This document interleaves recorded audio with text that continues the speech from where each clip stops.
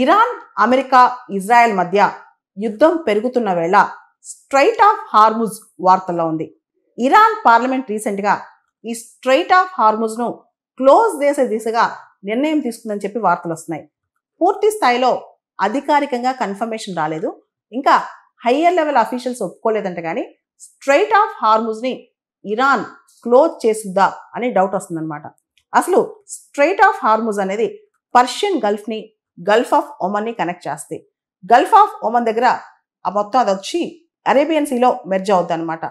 దాదాపు ఇక్కడ నుంచి ఆయిల్ అండ్ న్యాచురల్ గ్యాస్ అనేది పెద్ద ఎత్తులో ఈ స్ట్రైట్ ఆఫ్ హార్ముజ్ నుంచి చాలా పెద్ద ఎత్తులో చమురు సరఫరా అవుతూ ఉంటుంది అనమాట. అది మేజర్ షిప్పింగ్ రూట్ అని చెప్పుకోవచ్చు.